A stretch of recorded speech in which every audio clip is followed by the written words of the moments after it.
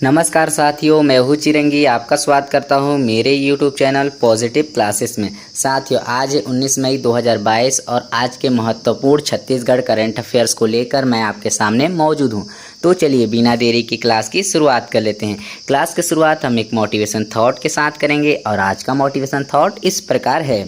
लश्कर कितनी भी क्यों ना हो, हम घुटने नहीं देखेंगे, क्योंकि हमारी रगों में खून नहीं जुनून दौड़ता है। साथियों, अब हम क्लास की शुरुआत कर लेते हैं। आपके सामने पहला क्वेश्चन पूछा जा रहा है, छत्तीसगढ़ का पहला खुला संग्रहालय कहाँ स्थित है? इसके लिए आपके पास ऑप्शन दिया हुआ है। Option number 1 Kabirdham, option number B Bemetara, option number C Balod, option number D Durg. इसका सही आंसर होगा ऑप्शन नंबर सी बालोद। साथियों, हेडिंग डाल लीजिएगा, छत्तीसगढ़ का पहला खुला संग्रहालय। इनसे कुछ की पॉइंट्स है, उन की पॉइंट्स को आपको याद रखने हैं।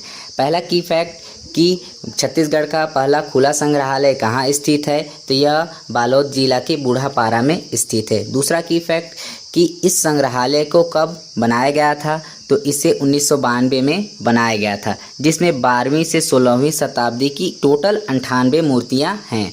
और यह मूर्तियां कौन से राजवंश से संबंध रखती हैं, तो यह मूर्तियां गोंडवाना राजवंश से संबंधित रखती हैं। पांचवा की फैक्ट कि दक्षिण एशिया का यह एकमात्र खुला संग्रहालय है।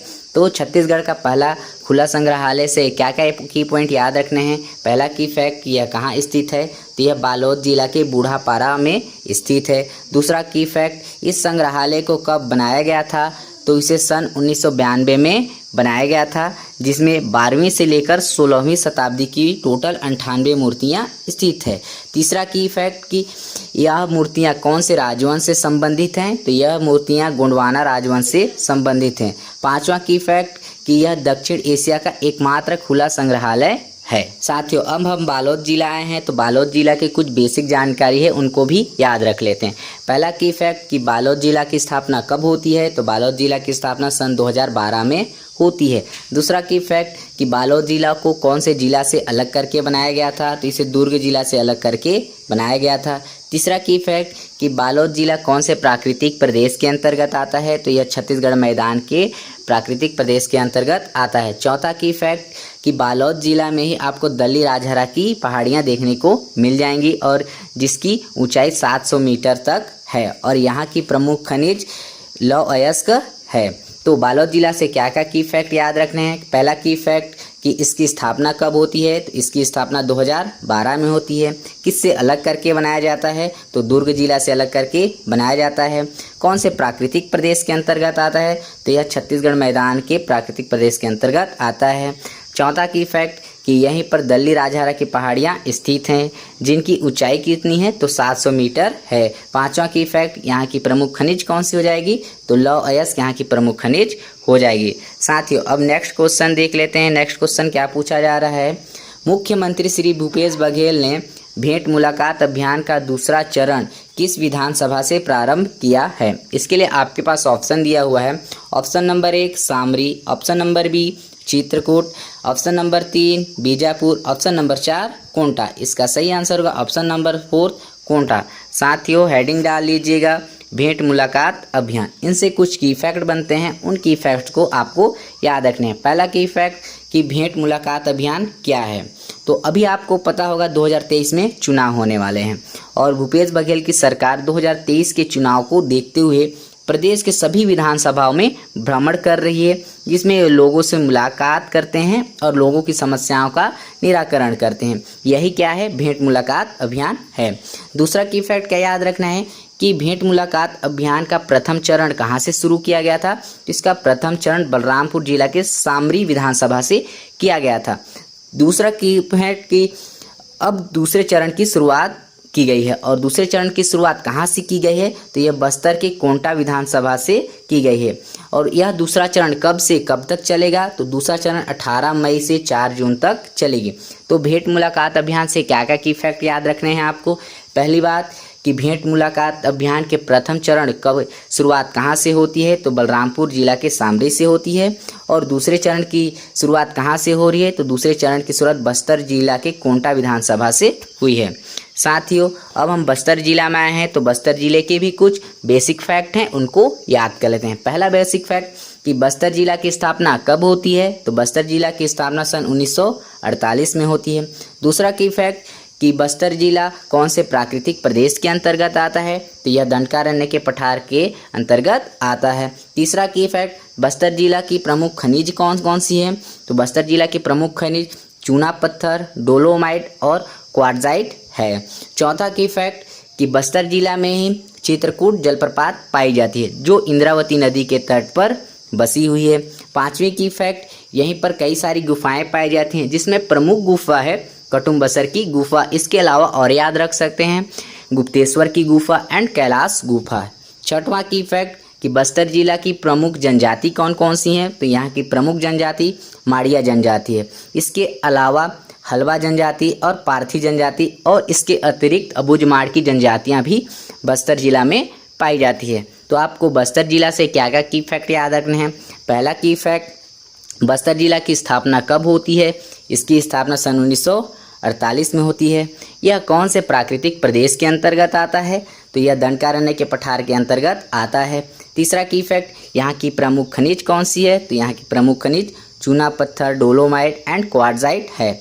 चौथा की फैक्ट यहीं पर चित्रकूट जलप्रपात पाई जाती है। पांचवा की फैक्ट यहाँ पर कटुम्बसर की गुफा भी पाई जाती है। एंड छठवां की फैक्ट यहाँ की प्रमुख जनजाति कौन कौन सी है, तो यहाँ की प्रमुख जनजाति माड़िया, हलबा एंड पारथी हैं। साथियों अब अगला क्वेश्चन देख लेते हैं। अगला क्वेश्चन क्या पूछा जा रहा है, पूछा जा रहा है कि भारतीय भूवैज्ञानिक सर्वेक्षण के अनुसार छत्तीसगढ़ के कौन से जिले में हीरे का भंडारण का संकेत मिला है। पूछा जा रहा है हीरे का भंडारण कहाँ पर मिला हुआ है। ऑप्शन दिया हुआ है, option number A Dantewada, option number B Baloda Bazar, option number C Gariaband, option number D Raigarh. इसका सही आंसर होगा ऑप्शन नंबर डी रायगढ़। साथियों हेडिंग डाल लीजिएगा भारतीय भूवैज्ञानिक सर्वेक्षण। इनसे कुछ की फैक्ट हैं उनको आपको याद रखना है जो न्यूज़ ट्रेंडिंग में हैं। अभी हाल ही में क्या हुआ है कि भारतीय भूवैज्ञानिकों के द्वारा सर्वेक्षण किया गया जिसमें भारत के 4 राज्यों में हीरे का भंडारण मिला हुआ है। पहला मध्य प्रदेश के बारायथा में, दूसरा उड़ीसा के पदमपुर में, तीसरा आंध्र प्रदेश के कन्नागपल्ले में एंड चौथा छत्तीसगढ़ के रायगढ़ जिला में मिला हुआ है। तो भारतीय भूवैज्ञानिक सर्वेक्षण से क्या क्या की फैक्ट याद रखना है कि अभी हाल ही में भारतीय भूवैज्ञानिकों द्वारा क्या किया गया है सर्वेक्षण, और इसमें 4 जिलों में हीरे का भंडारण मिला हुआ है। पहला मध्य प्रदेश के बारायथा, दूसरा उड़ीसा के पदमपुर एंड आंध्र प्रदेश के कन्नागपल्ले और छत्तीसगढ़ में कहाँ, तो रायगढ़ जिला में मिला हुआ है। साथियों अब हम रायगढ़ जिला में आए हैं तो रायगढ़ जिले के भी कुछ बेसिक फैक्ट को पढ़ लेते हैं।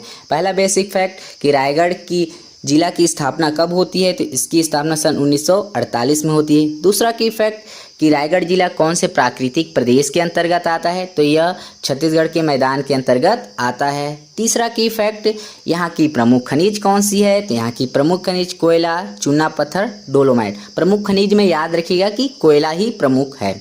चौथा की फैक्ट कि रायगढ़ जिला की प्रमुख नदी कौन सी है, तो यहाँ की जो प्रमुख नदी है केलो नदी है और इसी केलो नदी के तट पर रायगढ़ जिला बसा हुआ है। पांचवा की फैक्ट कि रायगढ़ जिला की प्रमुख जनजाति कौन कौन सी हैं, तो यहाँ की प्रमुख जनजाति याद रखिएगा खैरवार, बिरहोर, धनवार, कंवर इत्यादि प्रमुख जनजाति हैं। तो रायगढ़ जिला से क्या क्या बेसिक फैक्ट याद रखेंगे आप। पहला की फैक्ट रायगढ़ जिला की स्थापना कब होती है, तो इसकी स्थापना सन 1948 में। दूसरा की फैक्ट कौन से प्राकृतिक प्रदेश के अंतर्गत आता है, तो यह छत्तीसगढ़ के मैदान के अंतर्गत आता है। तीसरा की फैक्ट यहाँ की प्रमुख खनिज कौन कौन सी है, तो यहाँ की प्रमुख खनिज कोयला, चूना पत्थर एंड डोलोमाइट है। चौथा की फैक्ट यहाँ की प्रमुख नदी कौन सी है, तो यहाँ की प्रमुख नदी केलो नदी है। एंड पांचवा की फैक्ट प्रमुख जनजाति कौन कौन सी है, तो खैरवार, बिरहोर, धनवार एंड कंवर प्रमुख जनजाति हैं। साथियों अब अगला क्वेश्चन देख लेते हैं। अगला क्वेश्चन क्या पूछा जा रहा है आपसे, पूछा जा रहा है छत्तीसगढ़ में कौन से मिस टीन यूनिवर्स के पोडियम पर पहुंचने वाली पहली एशियाई और भारतीय हैं। ऑप्शन दिया हुआ है वाची पारिक, दूसरा ऑप्शन सोनम सिंह, तीसरा ऑप्शन अमिता सिंह एंड चौथा ऑप्शन इनमें से कोई नहीं। इसका सही आंसर होगा ऑप्शन नंबर 1 वाची पारिक। चलिए हेडिंग डाल लीजिएगा मिस टीन यूनिवर्स, है ना। इनसे कुछ की फैक्ट बनते हैं, उन की फैक्ट को भी आपको याद रखना है। पहला की फैक्ट मिस टीन यूनिवर्स का आयोजन कहाँ पर हुआ, तो इसका आयोजन दुबई में होता है और यह कब से कब तक चलता है, तो यह 28 फरवरी से लेकर 27 मार्च 2022 तक इसका आयोजन किया जाता है। तीसरा की फैक्ट कि छत्तीसगढ़ से किसने भाग लिया था, तो छत्तीसगढ़ से वाची पारिक ने भाग लिया था। चौथा की फैक्ट कि वाची पारिक कौन से जिला से बिलोंग्स करती हैं, तो यह छत्तीसगढ़ के रायपुर जिला से बिलोंग्स करती हैं। पांचवा की फैक्ट मिस टीन यूनिवर्स की सेकेंड रनअप 2022 चुनी गई हैं। याद रखिएगा कि वाची पारेख मिस टीन यूनिवर्स की सेकेंड रनअप 2022 चुनी गई हैं। छठवां की फैक्ट और यह मिस टीन यूनिवर्स के पोडियम में पहुंचने वाली पहली एशियाई और भारतीय हैं। साथियों, ये रहा आज का सेक्शन। आपको कैसा लगा कमेंट सेक्शन में कमेंट जरूर कीजिएगा। मिलते हैं अगली वीडियो में, तब तक के लिए हमें दीजिए इजाज़त।